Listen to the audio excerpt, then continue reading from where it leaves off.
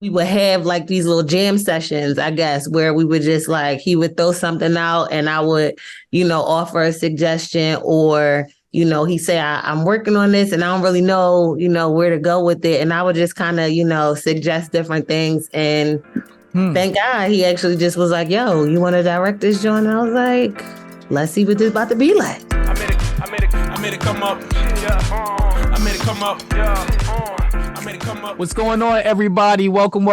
This is Interviews with Your Brand Man, and y'all, this is the Jasai Enterprise Theater Festival edition. I got Jerome, Scott, and Lynn, Shirley, the directors, producers of The Couch. Like, y'all saw it, y'all know what it was hitting for, and if y'all didn't see it, y'all gotta catch it the next time. Like, but that joint was off the chain, and I got the director and the producer and the writer here themselves, and we're gonna have a fun conversation. We're gonna get into their backstory, their history. We're gonna get into why and how, all about The Couch and the experience. But first, can you guys please introduce yourselves to everybody?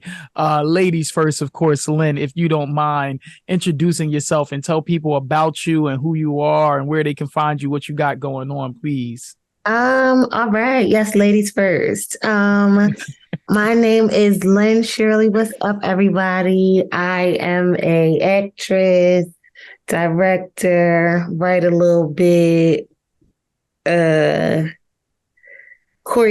a little bit, dancer, kinda. And then I am also an educator. I am a school administrator for a K-8 school. So very busy girl. You can find me in the theater near you. Or at a school. Yes, I work for the school district. I currently am working on a couple projects. I'm working on a film called Who, and I am also working on a theater production called Broken Dreams that is lights up are on November 4th at Stagecrafters Theater. So the film will probably be out early next year.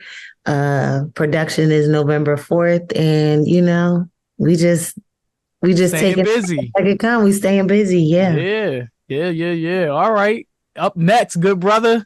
Tell the people who you are. What's going on, everybody? I'm Jerome Scott. I am the co-producer, writer of The Couch. What am I? An actor, writer. Not that great of a director. I'll be honest with myself about that. I'm really not that good.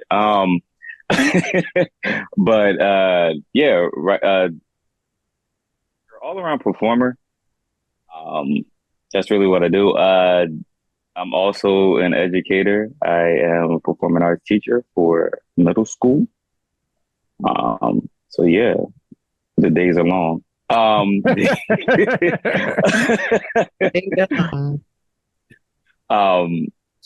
can you find me? I got some projects coming next year. I gotta stay hush about. Okay. I gotta stay hush about confidentiality agreements. I get it. I have to stay hush about things. I have some things coming next year. You'll see me a lot next year, like a whole lot. In multiple. Here we come. Facets. All right. 2024. Yeah. Nice.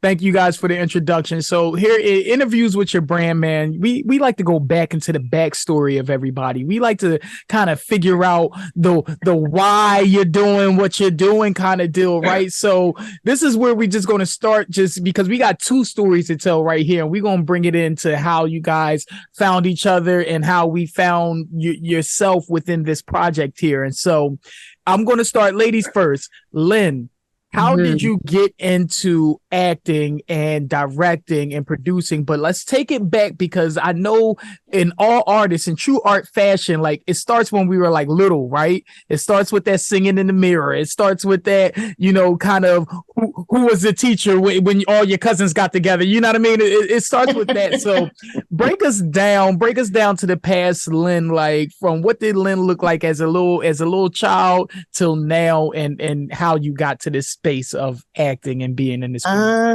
Okay. So what did Lynn look like? Lynn was a chunky little girl with braces and a hearing aid.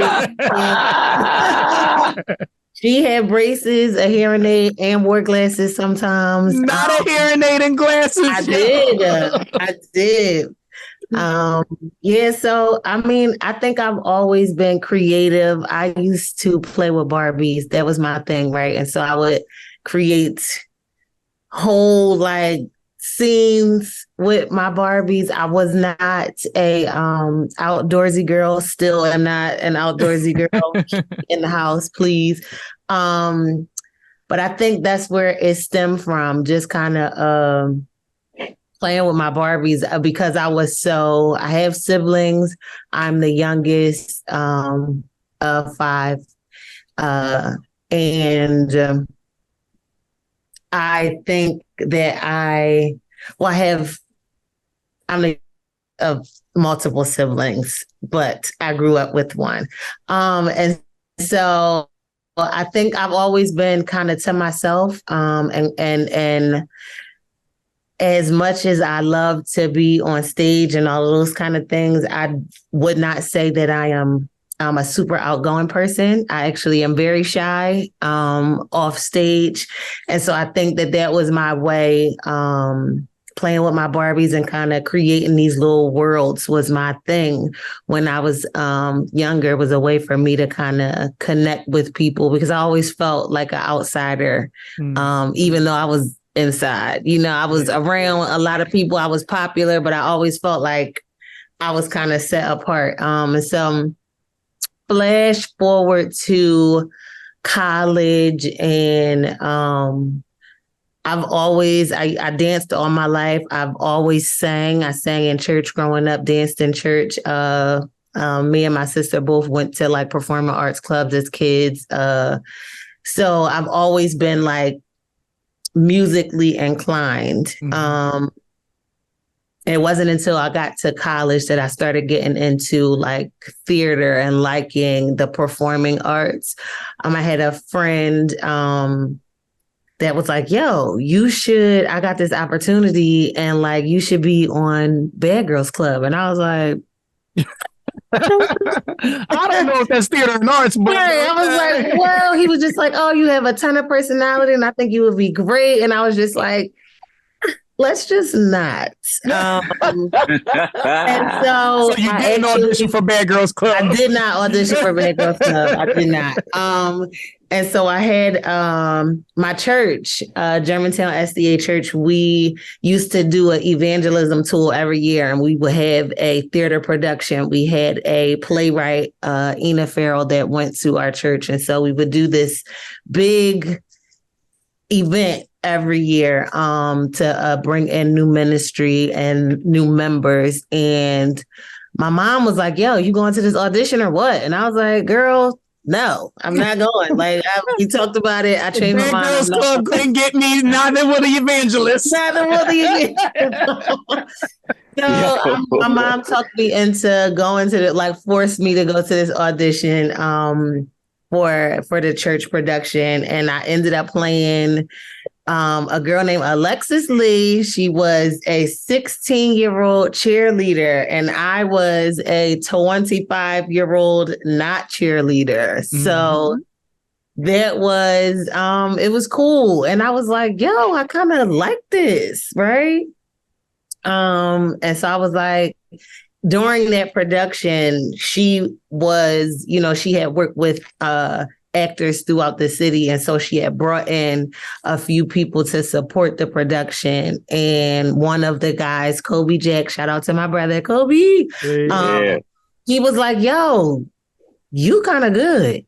And I was like, shut up. Like, no, I'm just doing a church. Like, I'm just doing this for church. Like, I literally am only here so I don't get cursed out by my mom. Like, I'm just, and he was like, no, for real. Like, I got this audition that I'm thinking about going to, and I think you should come with me. And I was like, let me think about it. I went home and I was like, he's bugging. I'm not doing that. I don't know what he was talking about. And he called me the next day and was like, yo, what's up? We going? And I was like, let's go. It was like a Sunday. And I was like, let's go. And I went, and it was for John Grace Productions. And that is when we did the No Name play. That was my very first production. And I met that's Mr. where we met. Scott. That's where we all met. That's where we all became family. We all got our start. I met Mr. Scott. Jerome played my husband, and the rest is history with that guy over there. Oh wow! So you guys met at the No our Name story, play. That is so after, cool. It seems like we couldn't get away from each other after the No Name play. So wow, and y'all played the husband and wife. Wow, wow. So in this church in this church production, this was your very first one that you very first project. Yeah. Wow. And ladies and gentlemen, if you haven't seen Lynn, she is good. Like, that was not a stretch. She is good. So just wow. Okay, so let's talk about how you so that was your acting, jumping into your acting situation. What made you direct? What got you into directing, and what made you say, "Oh, I might have the chops for it. Actually, I might have the chops for this. Let me throw my hand in." Actually, Jerome, that was the first project. The Couch is the first project that I directed. So, he told me he was writing a script, and I was like, okay, like, let me read that, John. Like, let me see it. Let me see what you got. And so he would run ideas past me while he was writing it. And so I was a part, I guess, a part of the development of the story. And so he just asked me like, yo, you want to direct this, John? And I was like, why not? Let's see what it's going to be. I think, and I don't want to speak for you, but it was his first project, writing wise. And I think at the time we were leaning a lot on each other for our craft, right? Yeah. And like what we were doing with our craft at the time. And so I think him kind of bouncing the ideas off of me for particular scenes or particular characters, it kind of just like helped. I'm like, oh, you know what you should do? Like we kind of, we would have like these little jam sessions, I guess, where we would just like, he would throw something out and I would, offer a suggestion, or he say, I'm working on this and I don't really know, where to go with it. And I would just kind of, suggest different things. And thank God he actually just was like, yo, you want to direct this joint? And I was like, let's see what this about to be like. Yeah. And that's cool. That's cool to hear like the magic of the couch, how that kind of came around and came along.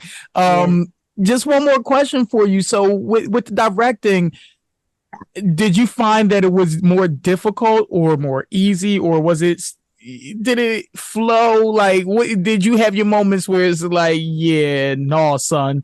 Or did you have your moments that like broke you in? It was like, you know what? I actually really, really like this.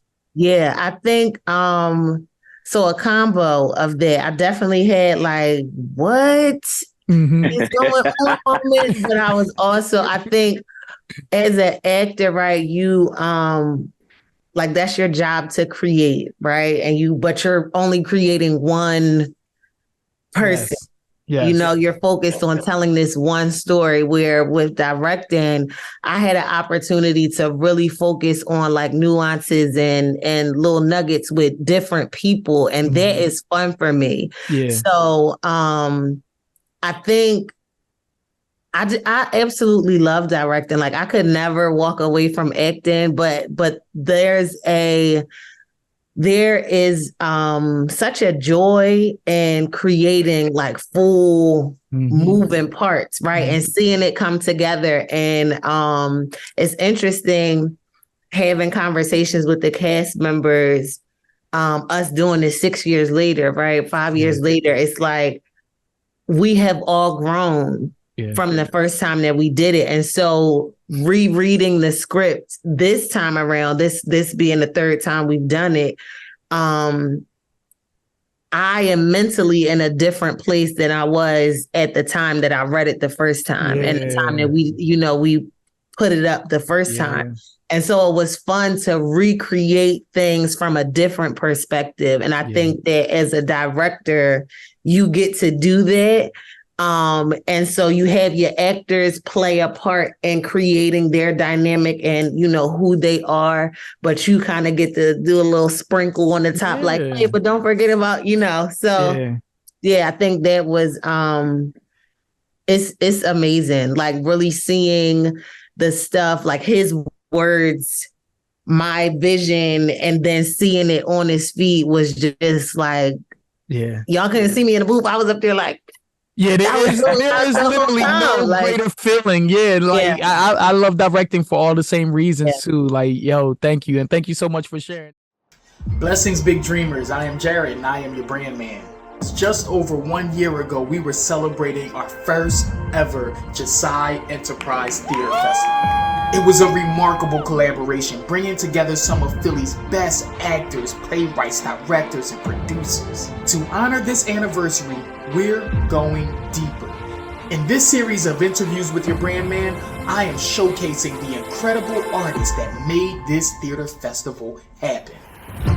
Discover their stories, their inspiration, and their unwavering pursuit for their big dreams. My mom actually casted me in my first role. I played King Herod. Hear firsthand how they overcome challenges and remain dedicated to their craft. Speak in front of people. I could dance in front of people, but speaking, remember lines, that was never something that I wanted to do. Join me in these one-on-one conversations and interviews with your brand man as we go behind the stage of the Jasai Enterprise Theater Festival. Can't wait to see you there. Tell us about Jerome. Now, I met Jerome. I first met Jerome when I did my very first play of Family Divided. And Jerome was referred, and me and Jerome go back and got history in that regard. And I'll never forget his audition. And he leaned in out of all the guys in the audition. He's the one who actually read the script and like leaned in for the kiss and did. I was like, he's the guy.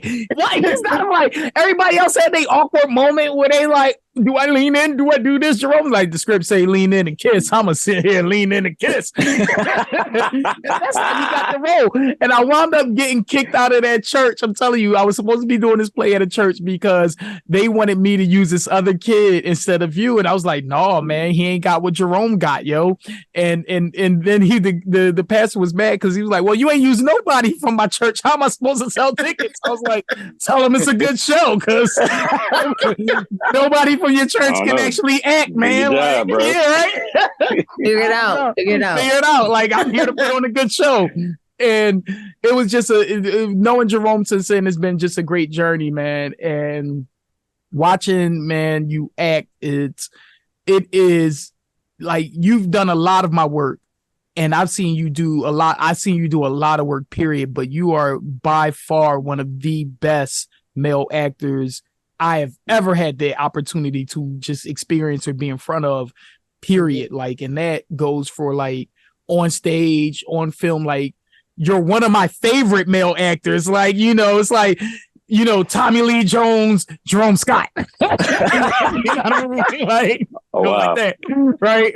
Denzel, Jerome, right? Like, it is that, like, you're that good. So please take us back to Lil Jerome. Like, have you always been an actor? Have you always been a creative?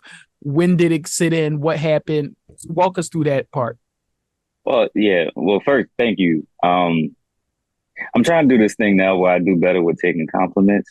So I got to do the same thing. So you just won right there. All you got to do is say thank you. That's what somebody said. They like, you know, you never thank nobody when they give you compliments. I'm like, hey, ooh, buddy, that is a difficult thing. I'm working. I'm a work in progress.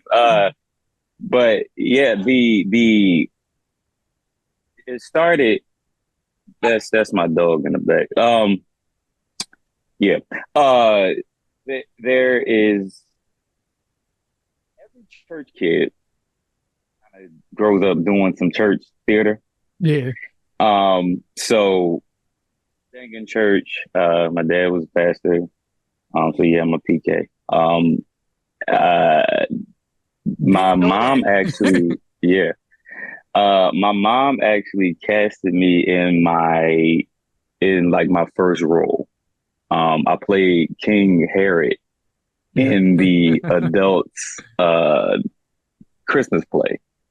So I played King Herod. It was this little kid. I was like 4 or 5, with all the adults, and I played King Herod. So she casted me, and from then on, it was like, you do all the little church things. And then King Herod at 5 with all the adult, like King Herod though, like, and I just maybe I'm the only one, but Like, let's sit with that. Right. Yeah, like, hold on. I'm sure there was another adult male that could have played the king. Right. That said, yo, let's kill all. You know what I mean? Like, no, you got that role. See, I told y'all he was good, y'all. They auditioned and they couldn't give it to none of the grown people. They gave it to the 5-year-old. Hey, it is what it is. You fall out of it, you start doing things. I get really involved in athletics. I'm running track. I'm playing basketball. I wasn't that good, but I played basketball. And I played tennis. So I'm like heavy into sports at this point. Sports. And then in high school, randomly out of nowhere, there is like an announcement that they are doing a Raisin in the Sun. And because I had, my mom, RT, like I'd known about it. So I'm like, let me just step out, see what's going on here. And I get casted. I get casted as Joseph Asagai in Raisin in the Sun. And 16, I'm like, this is it. Like I hadn't had that much joy from being on a track. I hadn't had as much joy being on a tennis court. I definitely didn't have that much joy being on a basketball court. And I went, experienced it, but I really didn't know where to go. So we end up in college, and I take an acting 101 class. I'm like, cool. I like this. So I'll make these my electives. Like these will be my electives that I go to. I take an acting 102 class, and while in the class, they had this thing on campus called Actors Lab. And Actors Lab is where all the people who were interested in theater or wanted to do theater or wanted to be involved in any type of production, they would go and they would do this thing twice a week. It was 1.5 hours to 2 hours a week, both days, where you would go in and you would work on things. You would do exercises. You would do different games and exercises just to work out your craft and work through things. So I'm sitting in the commuter lounge. I lived on campus. I was sitting in the commuter lounge and just like kind of out of it. And out of nowhere, the theater director comes into the commuter lounge, looks at me and points and says, "You come here."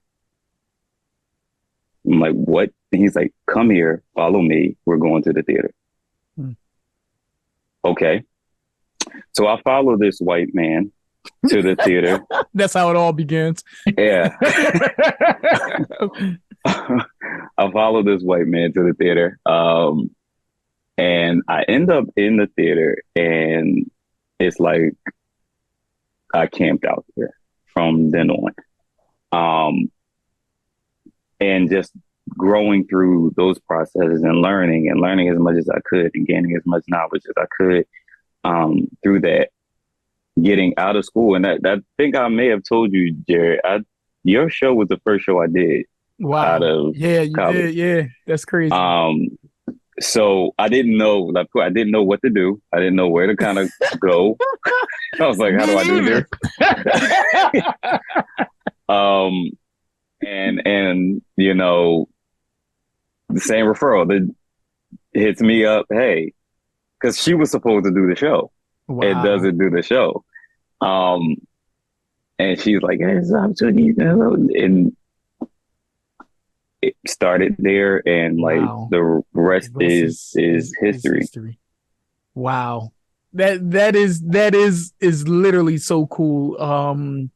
I remember how you talked about your experience with stage, and Lynn, feel free to chime in, is because I had the same kind of experience where I did film. I grew up doing a lot of film work, but there was, for whatever reason, there was nothing like that live touch with the audience. There was nothing like being on stage and having that energy fed back to you. Like there was nothing like, oh, I said something, the audience laughed, or they did a high moment, or I really had them and I had them crying, or I heard them at the edge of their seats. I heard them saying things in the crowd. Like there is nothing like that dopamine rush there. And you like camp out, you're there, like you're there in that moment. And Lynn, I know as a director, hearing those little things, those little nuggets, like you said, that you drop, the little seasoning that you add on when you hear the audience actually react to that seasoning, you're like, yeah, I dropped that in on them.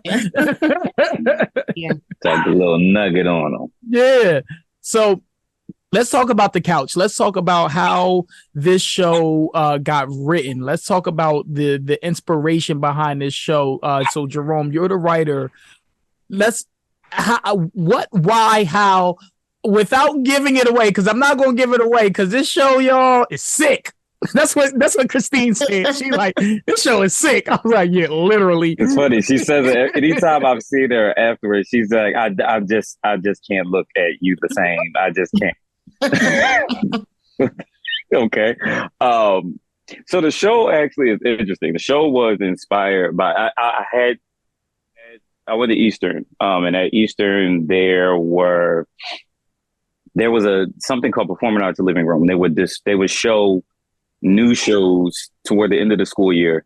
Around April, they would show new shows that were about 10 to 15 minutes, 10-minute plays, 15-minute plays. And there was one show that went up, and I don't remember what the show was about. I have no idea what the show was about at all. I just remember a boy, a girl, and they were dressed like a little old fashioned, but they were like dancing slowly. And the dancing was like awkward. Like it was awkward, silent dancing in this one piece. And that image always stuck with me. Like that image just consistently stuck with me for years. It just stuck with me. Like I can't get this image out of my mind. And one day I just wrote one scene. Just based on that image, I wrote one scene. And the way that I write, I don't write in chronological order.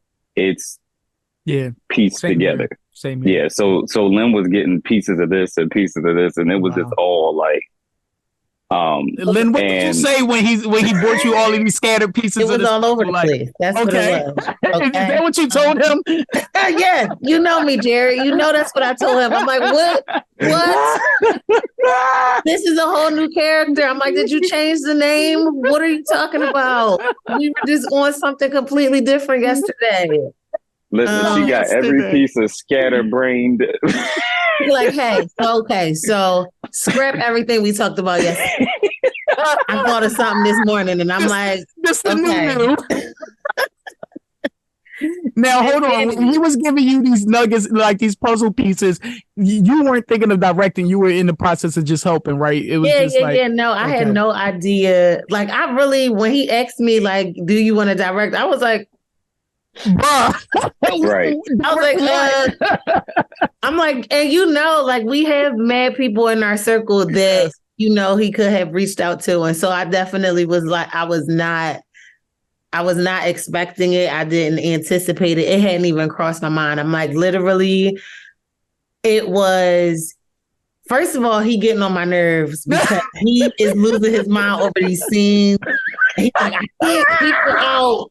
I can't, like, and I'm just like, oh, well, tell me what you think about, right? So half of the time, it was really just like, I got to help him get through this stream because I'm about to Like I'm going to murder him in here. Oh, have me on some therapist couch, like Right. Oh yeah, we hadn't even talked about me directing it until literally like I don't even know if he was still writing it at the point when he asked me. Like I think that he had finished like the first draft of it, and then he kind of like set it down for a minute because there was no movement, right? Like he wrote it, it was like boom, I accomplished this. I'm like, thank God, because you almost didn't make it out.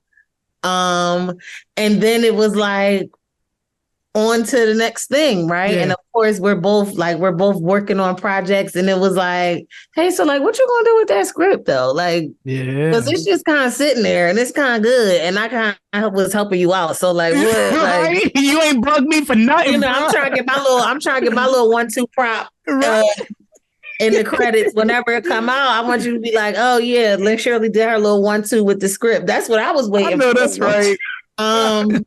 But yeah, so he had kind of said it. Creator. Right, little code, little code something. Like, something. Call me in. Call me in. Right. Call me in. Yeah, so he had set it down for a while, and then he picked it back up and started working on it again. And then he asked me to direct it. So I was completely like blindsided by it. But wow. Yeah. Well, Jerome, when you were throwing her those puzzle pieces, did you know in the back of your head the whole time, like, she don't know, but I know she gonna be directing this thing? Yes. Here's the thing. Did you know that? Did you know you was being set up? No. Jasai on 3. 1, 2, 3. Jasai. All right. Can we get a move on that?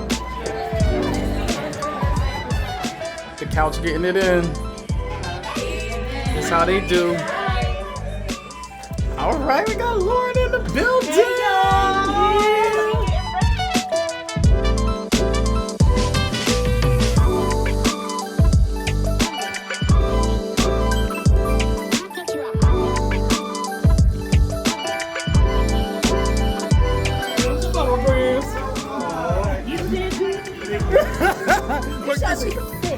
Literally.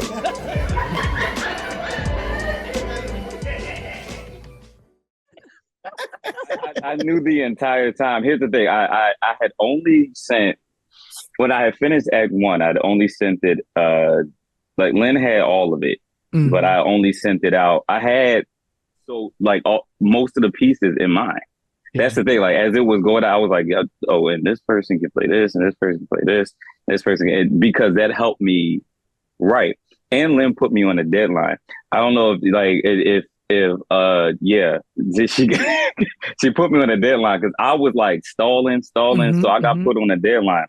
And a procrastinator. And that's what I was going to ask. Like, so what made you finish it? You know what I mean? And so that deadline. Okay, Lynn. Yeah, that deadline. Lynn Shirley. Lynn Shirley said you're going to finish. And I was like, you're not going to drive me crazy. Talk about this for another 6 months. You got to, okay, and figure it out. That actually might be a direct quote. It sounds very. You got familiar. You got to. It just came out like muscle memory. That's probably exactly what I said to you. Oh my gosh! All right, so that's how the couch literally came about. So you saw the scene, and you just wrote a scene after that. After seeing this, you developed. So after you wrote this script, like you wrote that scene. You developed characters around that, and then you started shooting it over to Lynn. Lynn started shooting it back to you. You was all over the place. Lynn was like, bruh, get it together. You got it together. Boom, you got a script. Yeah. Right? All right, cool. So it showed the first time when I did the Black Gold Theater Festival, or Black Gold Festival. That's what it was, the Black Gold Festival. How old was the script before the Black Gold Festival? What are we talking about there? That script was done script was done early that year. That script was done. It was done. It was like January. Yeah. Because I remember me saying, and you was like, I actually got a script. It was like out of nowhere. Like we were doing rehearsal for something. You like, I actually got a script. I was like, you do? Yeah. It was like, I don't even think it was a year old. Wow. Yeah. Wow. Yeah, Wow. it was like January that year. I think that script was done, and it was just sitting. Wow. Okay. So this is so cool. So God is just doing his thing. I hear God doing his thing all throughout the situation, even from Lynn, how you met Jerome, how I met you, how we came together, how you got introduced to the same production company, John Grace Productions, that Lynn was introduced to. You guys met each other. There would be no couch if you didn't meet each other, right? And then we get this script rolling. I'm like doing a Black Gold Festival. You mentioned you got a script. I'm like, all right, let's go. All right. Now we're in the process of producing this magic here. How was the auditions? Like, y'all, this is y'all first stab at producing your own situation. Like, walk us through that madness right there to putting it on. And let me also say, you guys killed it at the Black Gold Festival. Sold out, front to back to bottom, like sold out, but not only killed it, audiences, because I'm all crazy running around like a madman producing this whole festival thing. I hear the audience going off. That's what makes me run in and take a seat and forget everything that I was doing to watch the show. So you guys really put your hearts into like really doing this. And it's just like, yo, this is really super dope, because usually for that kind of result and that turnout, one is Chitlin circuit kind of, you're like, your stuff is not Chitlin circuit level at all. Like, and even some Chitlin circuit stuff ain't bad. But like, when I say that, I'm just saying like poor quality. It's good writing, good acting, good set design, like good light cues, nothing stalled. It was just like, it was really, really, really, really executed very well. And your turnout was tremendous. So like, walk us through that perfection. Like, how'd y'all get there? Like, somebody tell me about this process. Please reduplicate it for the first people up. So many people that go to do their first, but my first production wasn't like that. Jerome, you were there for it. You might have had a different experience, but my first production was so bad, I'll never do it again. It's the one show I have never done again. That's funny, because that's true. You won't bring it back. I will never bring it back at all. At all. So like, walk us through that perfection, yo. Like, how'd that go about? How'd that start? I mean, I think a lot of the stuff that you named, if we just be honest, like I said at the beginning, I'm not a director. Mm-hmm. My role, I know when to sit back and shut up. Okay. And Lynn took that and ran with that. So a lot of what you see on stage, it's words I wrote, but the overall vision, the overall flow of the show, what the actors are doing, what they're conveying, the story being brought to life is very much her. Yeah. So for me, it's like it makes me look good. It makes my words look good. But at the same time, like I can't, there's no way that I can sit up here and say that I just did this and I contributed to it's like, no, I didn't. Yeah. Like, I sat back and kind of stepped out the way. I saw her doing her thing. Yeah. It's like, I got it. If she needs some support, I'll be here for support. If she need me to do something, I'll do it. Let me go back and see what these ticket sales look like. I know, that's right. Let me just back there. I could play my role in the back, because ultimately, like I said, a lot of the creative process throughout that show, like, I didn't have to do anything. Mm-hmm. Handle all of that, everything from the lighting design and the lighting cues and the construction of how the set was going to look. All of that was her. Like, I can't sit up here and just take any credit for that. So the truth of the matter is, like, when it comes, I know me, I'm a producer and I'm a coach. Mm-hmm, mm-hmm, mm-hmm. And as a coach, I can spend a lot of time on one thing. Yeah. I can spend a whole lot of time with one person. But being able to pull all that together, her brain does that. Like, her brain can pull all those moving parts together. And I know mine just I haven't trained my brain to do that well. It sounds like you not only are you not there yet, but you don't want to be there yet. Because not at all. Yeah, because every time I hear Jerome, I was like, hold on, that's a Lynn question. I was like, well, what? I just asked you the time, good brother. That's a Lynn question. Like, I know my role, and to the point, I don't want it to become like overwhelming, where it's like I'm just kicking it to her because she can answer it. But also, like, I also, especially at this time around being in it, I also don't want to step or usurp her authority in that space. Yeah. This is knowing, like I said, it's knowing your role. Like, I wrote it, but I gave it to her. Yeah, that's beautiful. And I think a lot of times, like, people don't have that trust. Yeah.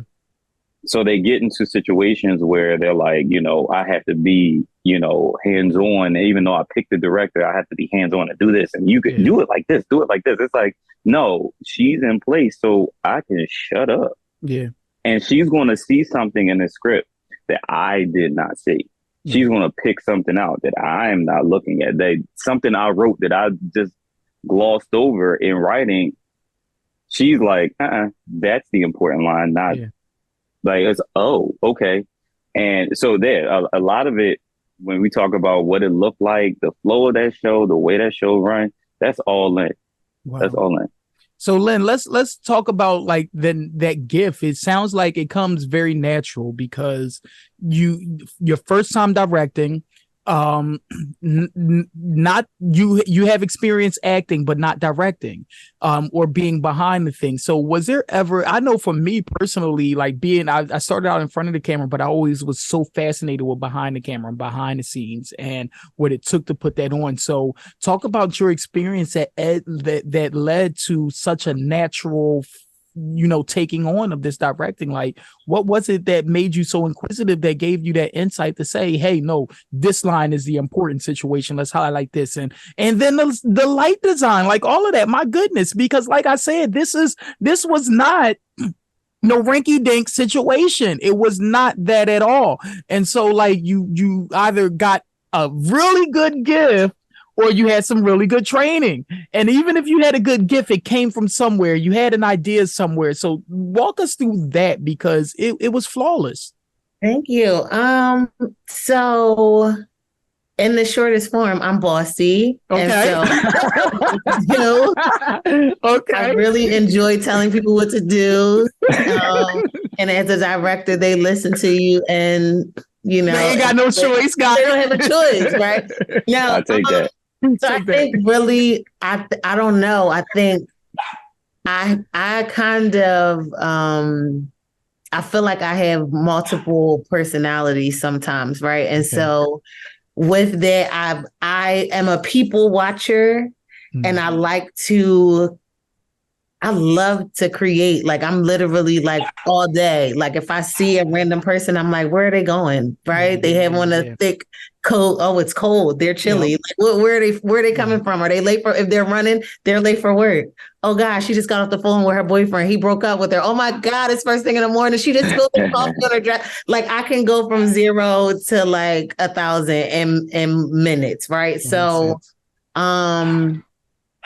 I don't know where it comes from, honestly. Well, even when you say stuff like that, because you got to think, like, directing is all about knowing the intention, then the intention behind things. So when you say, like, because I people watch too, and I'm the same exact way. So like, just how you say, like, oh, they have a winter coat on, they must have heard that it was cold, but their coat is unbuttoned. So they either are rushing or you're guessing those things. So it's just like with direction, nothing happens without a purpose, and so you clearly are very good at understanding intent and understanding the intention behind things. So, okay. So there's a natural neck there. So with this particular project, you asked about the process. I think, one, I pride myself on being a person that anything my name is attached to is going to do well. Amen. And I get that from my parents. That's how they show up in the world.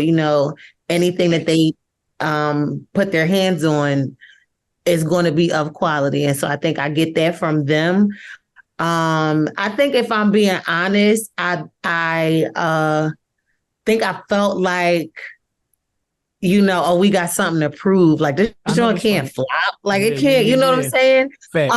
And because it was our first project, because we are known or were known at the time as actors, you had to come correct. Yeah. We had to bring our A game. Yep. And so I was very intentional on watching people that I am proud of their work, like people like you, people like Susan, people like John, different people that I've worked with in the past. And I'm like, what did they do? What was the process like when I was on the other side of it, right? For good and from both sides, right? Yeah. What did I enjoy about the process? What and what didn't you enjoy? Yeah, because that's what you modify. And so I think for me, that's what kind of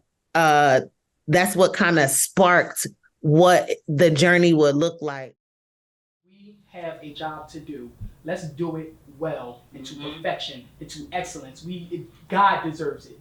God deserves it. Let's surrender it all. It is no longer us. It is all God. So let your gifts penetrate everything in you. Nobody will fall because we all will be each other's crutch. You ever dream of dreams so real it changed you to your core? Leaving an imprint of new ideas and brand new stories never told? Tapping into your unlimited consciousness, continuously cultivating countless opportunities? Bottomless motivation towards a future only dreams could provide.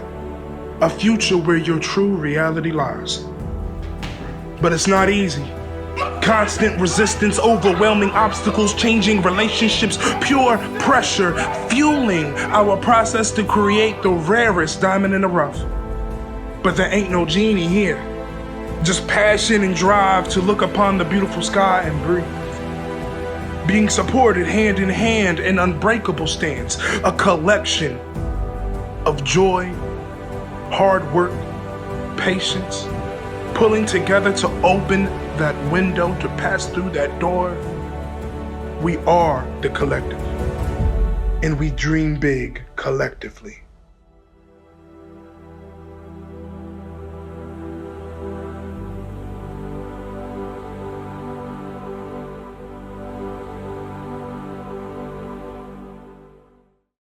When it comes to the audition, the plan was never to have auditions. Like he said, when he wrote it, he was like, oh, this person is going to play this person is going to play that. And for the most part, we stuck very true to that. Yeah.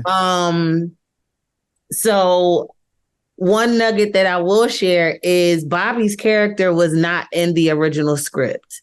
What? So yes, Jerome, who plays Bobby, he came to audition and I just fell in love with him. Like his spirit, his energy through the audition, like he was very like, hey, like, I don't even know what I'm auditioning for.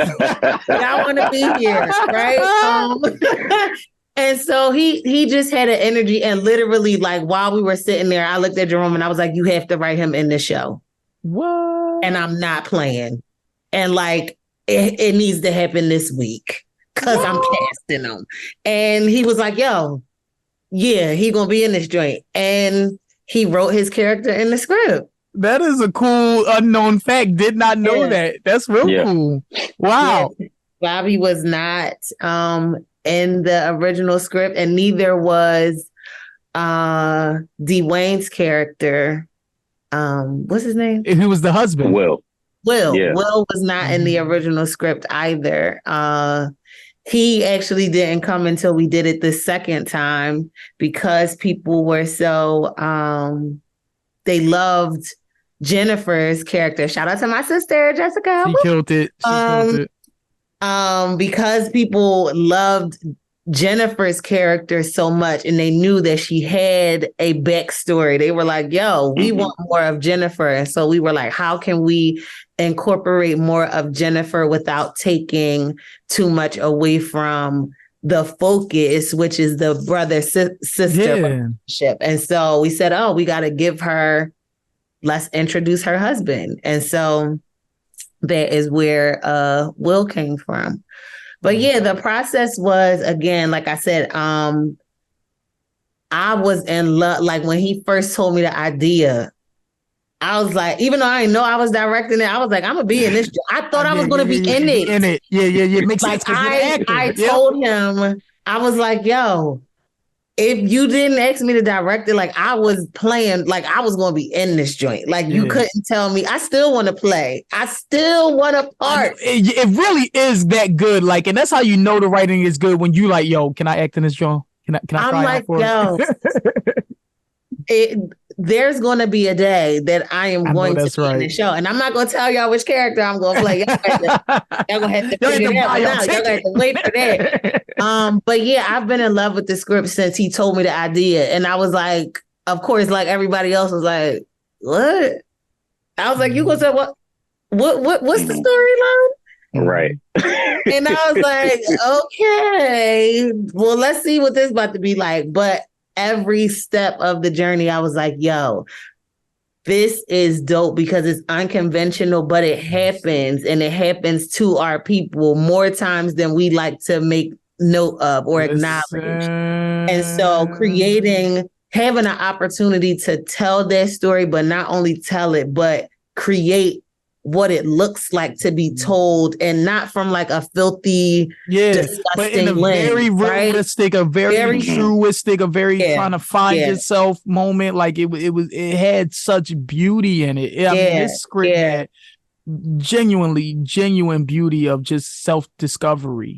And it's funny how you said, not even funny, it's really amazing how you said those characters were written in, because as a writer, I've learned that everything is a character. And so everything has a purpose and a place. So it's you can't, and I've been around amateurs that will just write characters in and they don't make sense because they need to add somebody famous or whatever in. But that is so crazy to listen to and to hear, because all of those characters that you say were extra additions were necessary characters to tell the story. And they added to the main characters like positions, and like Tareem's character was perfect for her, because otherwise you would have really looked at her differently if there wasn't somebody else in her life that made her more human. Like it's so beautiful to hear how that came about. And like it really is God, because usually people's first stuff is horrible. And just to add to that, just to the point that you just made, one thing that me and Jerome were very intentional about starting this process was like, nobody's a villain, right? So nobody's a villain, but nobody's a superhero either. People are people. And we wanted to, in his writing, and then even more so instill in the way that I chose to have people respond to certain things or say certain things with the direction of it. We wanted to leave it up to the audience to create who these people were to them, versus us saying, hey, he's a monster. She's the villain in the story, like leaving people. I think I always say in like real life, don't take my choice away, right? And I think as artists and as people just in entertainment, period, sometimes we get so caught up in the creation of it that we tell a little too much of the story. And we force people in boxes where it's like, well, I kind of like Jared's character, and now I hate him because you told me I'm supposed to hate him. You know, right?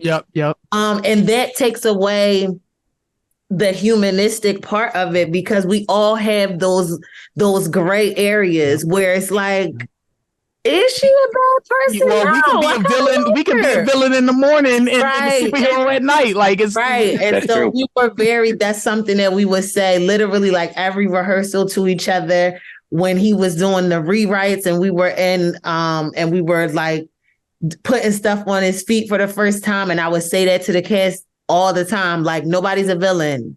We don't do villains, right? Because give people an opportunity to create their own storyline. Like because of my own personal experience, what I think is cruel and evil to the world may look completely different from either of yours opinion. Yeah, and it right. doesn't take anything away from my opinion that yours is different.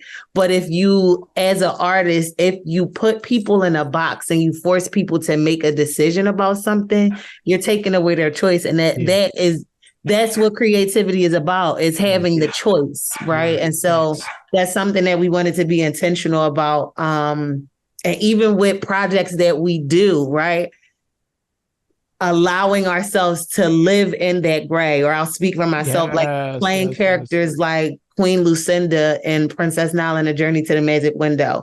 You look at her and you think, oh, she's the queen of these, these looky meaners, right? These awful people. But there are some very sweet and like, oh, okay, she's not a monster, right? Mm-hmm. So if I put her, Lynn, as an artist, if you put her in this box and say she's a villain, you have to stay in that realm of creativity with that character. But if you leave it open to, you create who she is. I'm telling the story. Now, who she is to you, that's your business, right? So us being intentional about that, I think kind of played a part in some of the, even with the lighting cues and the choices for like costume and intentionality or approach with certain lines. Like all of it was very like, you're not a monster. We're not going to make people hate you. Like if they're going to hate you, they're going to hate you because they're choosing to, not because we are telling them to. Yep, it's their perception. Yeah. So I have a kind of a two questions. Working with you, you were just like, you know what? No, I'll do the like, show me what to do, and I'll do it, right? So like, are you very much a if it can't get, I'll do it myself kind of person? Like, is that? Because that's my sense, right? But I don't know. The people what are you nodding your head for? Yeah, right. Yes. Because you get the job done, and like the only reason I asked that and needed to get a confirmation on it is so that people know is that even if it's your first time up, a lot of people get stuck at what they can't do. And I never heard you say, knowing now that this was your first really shot at all of it, you never really said what you couldn't do. You just said, okay, all right. Yeah. So how did you do this? I mean, we set a goal, right? And so again, if I'm attached to it, we had already confirmed we're doing it. Yeah. Right. So even from the very first one, I was like, well, we told Jerry yes, so we got to figure it out. Like, and again, I think I've always had, that is my mother, like through and through. First of all, she will do every single part by herself if she can, right? But I also, so again, for I don't like, again, thinking about being on the other side of it and what productions look like and what it feels like to an actor to be on the other side of like what feels like chaos. Yeah. They don't have an opportunity to focus on what they need to focus on because they so consumed with what we got to do behind the scenes. So again, that was something we were very like, they like, hey, what's going on? How's it going? Learn your lines. Yep. Get off book. That's all you need to worry about. Do you know this scene? That's what I need. That's right. We good over here. Yeah, we good. Like we're gonna be good. But yes, absolutely. Like I'm the queen of a DIY project. I know that's right. I will change a tire. I will listen. Right. Whatever got to get done, Lynn Shirley is going to get it done. Amen. I am going to have an internal meltdown the entire time. Okay. And if you really know me, I'm going to cry at some point through the process. But after that cry, baby, bounce back. The transparency is beautiful because it is so true. Like, and all the DIY people are feeling your pain right now because it is. You had that moment where you just like, what is going on? Nobody looking great.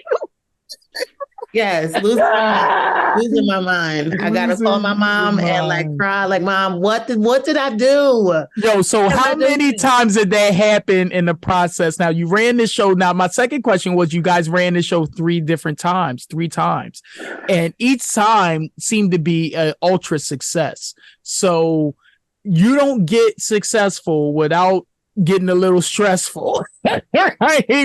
So what were those moments like? When did those things occur during those DIY moments where, you know, you just like, what the heck, yo? Like in any of those three times, because you guys did it three different times. It's funny because each one had its own stressor thing. Yeah. It was like a something with each one. Like, Talk about it. One was something different. Like it presented a new challenge. It was like, okay, never seen this before. I mean, so the first one is like the first show. It's your first show. So it's all the stress of that. Like this is the first one. This is the one, you know, that the week of the show that we ended rehearsal early and sent everybody home. Oh. That was a big rehearsal. It was like Lynn was like, "You sent everybody home, Lynn." Let me tell you, I mean, from start to finish, people was late when they got in there. It was just, I was like, "Are y'all okay?"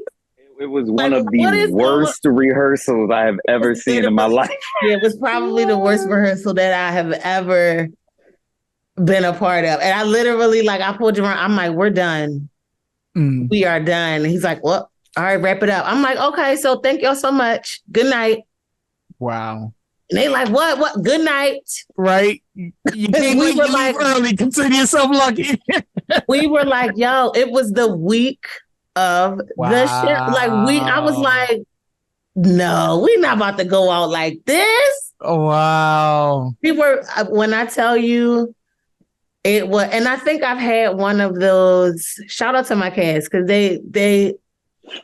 I think I've had one of those every single time we've done it, where I'm like, "Hello, am I crazy? Yeah. Am I crazy? Like, I'm not crazy. What's going on? What's happening?" Yeah. So they call it that. They like, "Oh, did y'all get the curse out? Did y'all get the Lynn curse out?"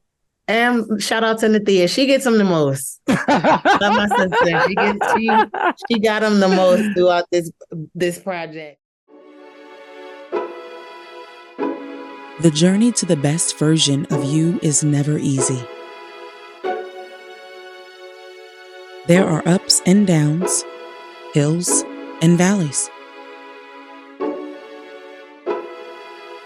But along the way, we discover ourselves in a new light. We learn to love ourselves in new ways. And we build community in new places.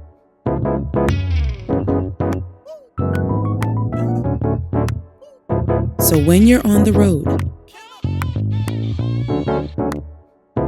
and things feel a little tough,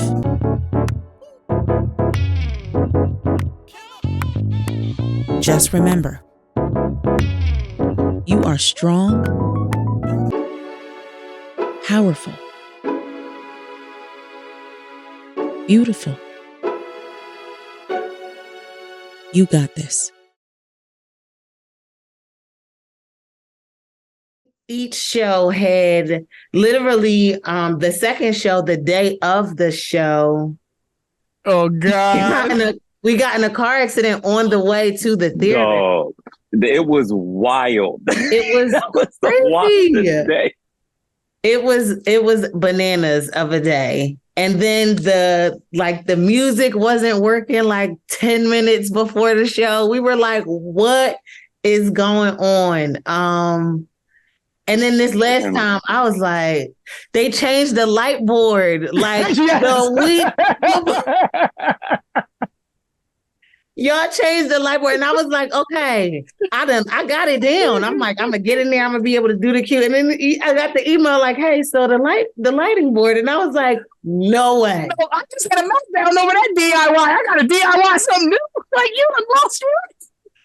Oh my goodness. Yes, it was. And then, yeah. So each time we have had some challenges. And just like you said, it was by the grace of God. Like it was only him. Wow. Because I will have a meltdown. Okay. Yeah. I'm going to gather myself. But if it's one thing I'm going to do, I'm going to cry. Okay. How you gonna And get it Jerome out? was normally just like, it's okay. It's okay. I'm like, God, Jerome. He's like, but it really is. But it really is. Okay. Jerome is super calm. I don't see Jerome in Just all the there time. would be flames going on and bombs going on, and Jerome's like, nothing's happening. He's right. He's like, what are you talking about? And I'm like, there's a fire behind us. He's like, what? A fire? I don't see it. What are you talking about? Who's afraid of 100 degree Fahrenheit? Oh my goodness. So, and I think that kind of worked because it seems like it does. Yeah. Everything is like, to me, because I'm so like attention to detail, I don't foresee stuff going wrong sometimes because I put so much attention into it going right. So when it goes wrong, I'm like, what? Yeah. And he's like, that's all right. Like, it's a beautiful nuance and a beautiful relationship you guys have here, because it really is one of those things where if you want to make God laugh, tell him your plans, right? And I think Jerome literally kind of lives by that creed, because it's just like, it's not going to happen the way we want it to happen. It's going to happen the way God wants it to happen. So shut up and let it happen, right? Jerome lives by that. And you live by the creed of making the plan. It's going to happen this way, right? It's going to happen this way. But it's such a beautiful nuance. I say that because it's like, yes, just because that saying like you want to make God laugh, tell him your plans, that doesn't mean you don't plan. Right. It doesn't mean that you don't, because without plans, you can't go into a direction in an organized fashion, especially when you have a lot of people and a lot of different pieces to govern. Yeah. And so it sounds like a beautiful relationship in that sense, because you and Jerome all the way trust you with the plan. And thank God you're trustworthy with the plan. That's also a God thing, because it's just like, Jerome, you really picked a good one, because if you didn't, right, this nigga done flopped. Yeah, like all the way, all day, like all the way, all day with him. Yeah. And so, like you definitely got the right person on your team and on in the driver's side of the bus to be like, yo, I'm falling asleep at the wheel, or yo, can you take the wheel? And it sounded like she took the wheel and never said, hey, can you drive too? You know what I mean? And that's so what's up. And but even when she, the pothole came and slashed the tire, you're like, we got a spare. Lynn's like, but that one's gone. We got a spare, but I like that tire. Right. I'm gonna put the spare on. I'm gonna help you move out the way, because I didn't DIY this. You're doing it too slow. We got some things. We gotta go. You're doing it too slow. Yeah. It also falls into knowing your role again, knowing your role, and it's like, I can sit in the passenger seat without directing anything. Yeah, I trust you're going to get us to where we need to go. Now, if something goes wrong, and I know if I know that the meltdown is coming, does it look good for both of us to melt down? Yeah. No, it doesn't. Not at all. We still have to get it done. Yeah. And the meltdown is never like public. Yeah, never like a public meltdown. It's like I see it. Yeah, I don't think anybody else has seen it. But I've never seen it. I've never seen it. She's highly discreet. The most discreet meltdowns I've ever heard about. Like I've seen them, but to the masses, they would be like, "Oh, it's fine. Everything goes well." It's like, but I think it also plays a part in knowing your role. Like you have to know your role. Like things are going to go haywire, and you have to know who you're dealing with. And that's one thing. Like. I know Lynn. Yeah.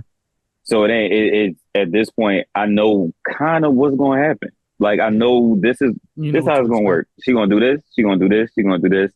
This is going to go left. And that's when I need to step in. Like, it's it don't even sound like you step in. It sounds like you assist. You know what I mean? Like, you're there to change a tire. And then when she say you're doing it too slow, you there to back away and let her YouTube it. Yep. You know a faster way. Yep. But all we know now is like, hey, we've already gotten the solution started. Yeah. That's it. All right, we good? okay, we back. Let's roll again. And it's that balance. It works. That's super dope.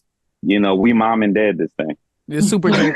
Y'all, and with that kind of integrity in the situation and the relationship, you guys are going to make magic for a very long time. And so with that, like, what is the future for the couch, for projects for you guys? What does that look like? What can the world expect? What can your audience really expect from you guys? More of the couch, more writing, more directing. What can the world expect from you guys? Because it ain't over. We know it can't be over. This journey is only beginning. So even if you don't have anything like on the books now, what are some of the creative things that you've discussed or talked about? Well, we do want to bring the couch back. First, world. We have discussed. The couch has been discussed. As far as we want to bring it back. Amen. Just flat out. Yeah. So it will be back. I'm also working on something else. So we'll see. 2024. Nice. Do you guys want to do you want to stay with stage, or do you want to transition into film at all, or do you want to do both? Where do you want to explore? So my dream for the couch is some type of tour. Nice. It would. I think having it on the road, like, it's such a. It's just all that. Like, I love that show. It's really like, it's a hit of a production. I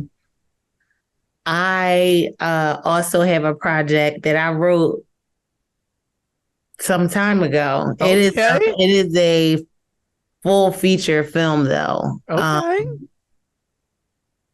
What's the face? So yes, I have a project that I wrote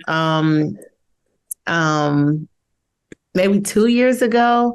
And it has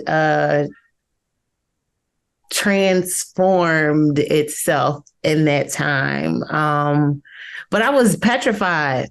I was really like, okay, you wrote this, but like, you about to just leave this in this Google Drive and like say you wrote it. But no, I had a table read for it, and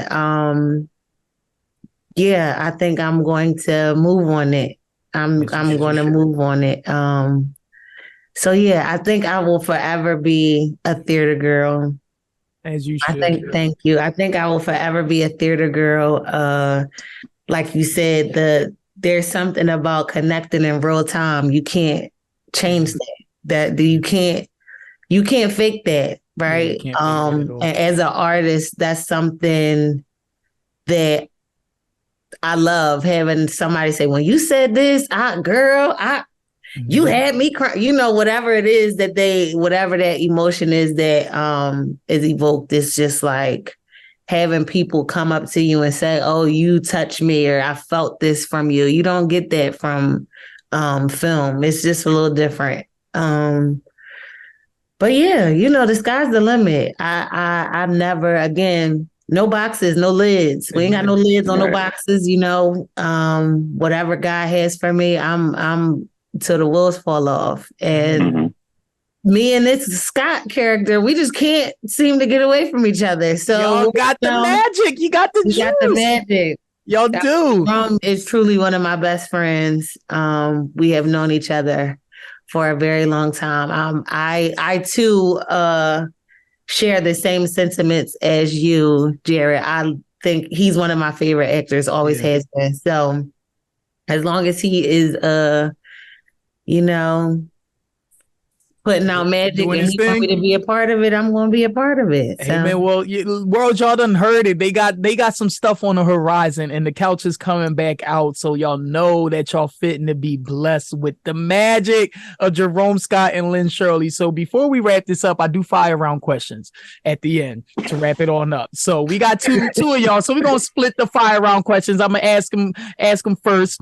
You got 5 seconds to answer. If you can't get the answer out in 5 seconds, and we go to the next situation. All right. So we're going to start off with you, Lynn.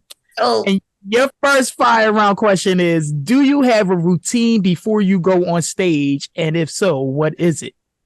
Yeah, so I'm typically super quiet before, like I don't really do a lot of interaction with people. And then something that me and Jerome actually started together was we have a little mantra. What time is it? Game time. What time is it?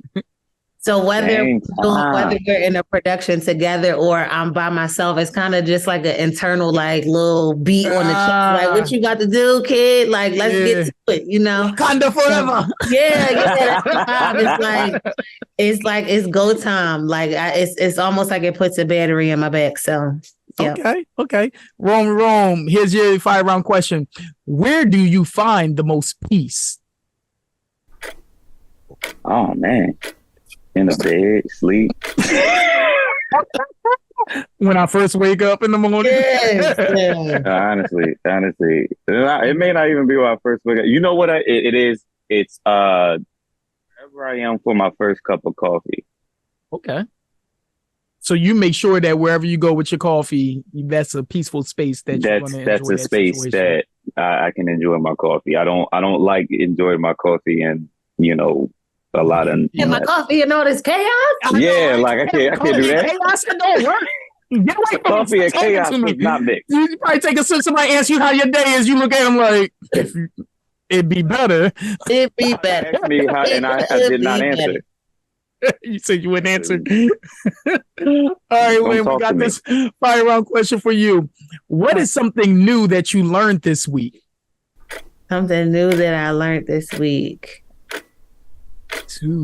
I don't know. She learned nothing new this week, people. Nothing new this week. 5-round question for you, Jerome. What's one thing you can't live without? Theater. Hey, got that. Yeah, okay. Lynn, what's the first role you ever auditioned for?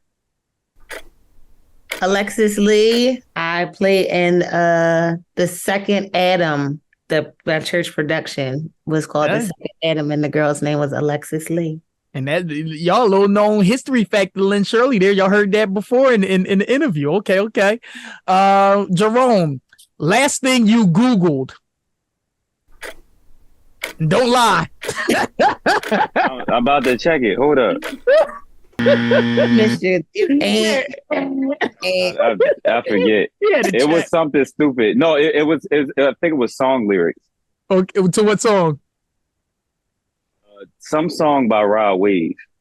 Okay. Middle school. I teach middle school. Makes sense. All right, Lynn, we got like 2 more. Best advice you ever received? Don't sweat the small stuff. My dad told me that years ago, and he read a book.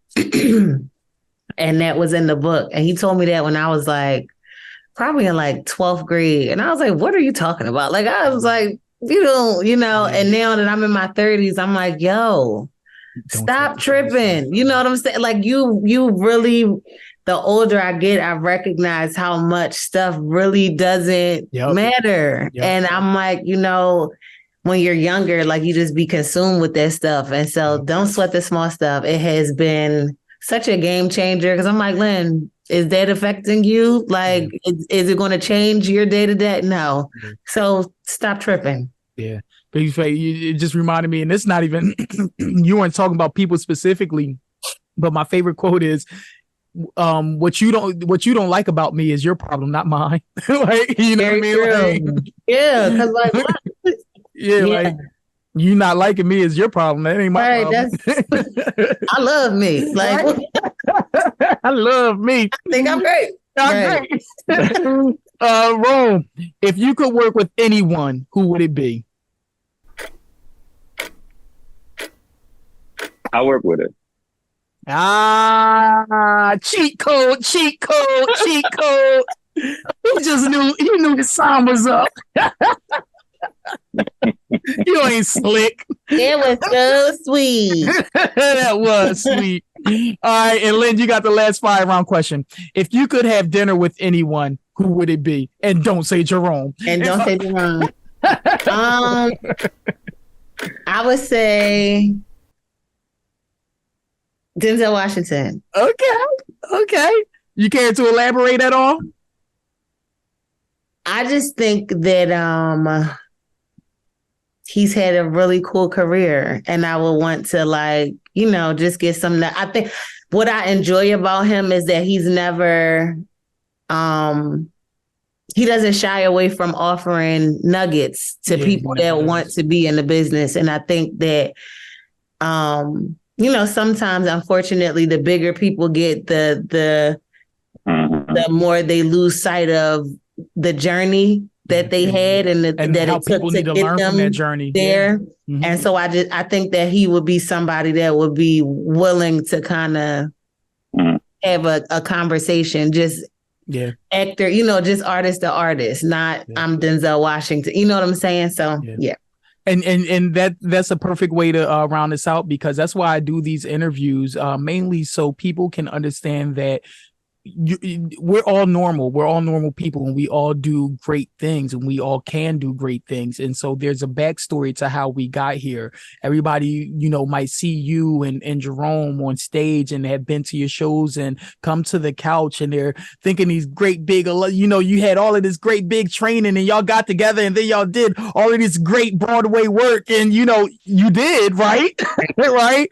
But they don't know how humble those beginnings truly were, from playing with Barbies, to being King Herod at 5, like how humble these beginnings are. And so just how you said Denzel shares the story, I want to thank you guys for coming on this platform and sharing your stories, because there is going to be somebody that's greater for it, because they have seen your work or going to see your work and know that, hey, I can do this too. Like, hey, I can go after I wrote a script. I'm actually going to do this. This is not bad. It's not going to stay on my Google Drive. Yo, if Lynn going to do it, I'm going to do it. Like, if Jerome can trust somebody, I think I can trust somebody too. And so I thank you guys for coming on this platform, sharing your stories, and always just sharing your art with me. You guys have been really true friends and really, really true, like just homies, yo. Like, I know when I knew I was doing this festival, I knew I was calling y'all. Like, I knew it. And I knew I got a yes, because it was like, well, what else are y'all doing? Come on, tell me. It's better than doing your own stuff, y'all. Come on. Like, y'all all the way betted on yourselves, and y'all won in every facet of the word. So with that being said, y'all know what they got going on. Jerome and Lynn, please, ladies first, tell them where they can find you at. Tell them how they can get in contact you if they want to book you for any roles, if they want to hire you for directing or talk to you about anything. Tell them where they can find you. All right. You can find me on Facebook at Lynn Shirley, on Instagram, ULynn_and_you_learn. And for booking, book, BOOK, Lynn Shirley at gmail.com. Right. You got it. Jerome, please tell the party people where they can find you at.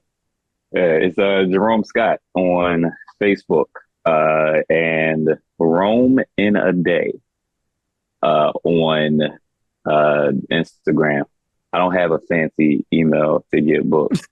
Just hit me. Like, just hit me up.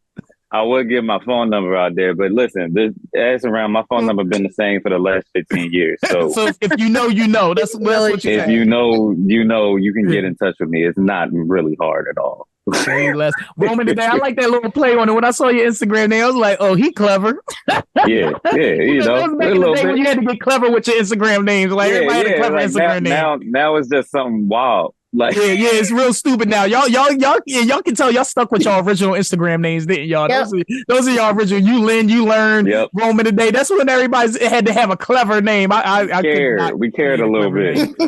I was like Jared Carrot, Ferret Jared. This is not working for me.